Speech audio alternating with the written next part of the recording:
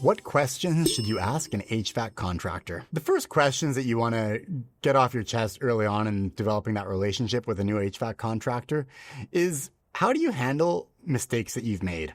I think it's unreasonable for anybody to expect that you're going to have a perfect experience every single time you use any company, regardless of the service they provide.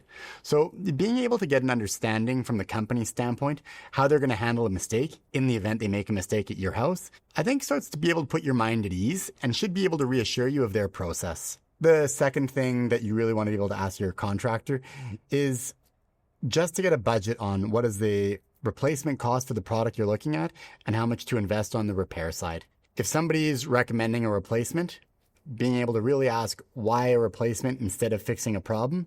And if they're telling you to fix a specific problem and not a replacement, really asking why not a replacement. Sometimes in the heat of the moment, the contractors or the guys on site might not be in the replacement or repair mindset. They might have an opinion either. So it's really providing value that you provide value back to the contractor, helping them pause for a moment and give you a couple more options.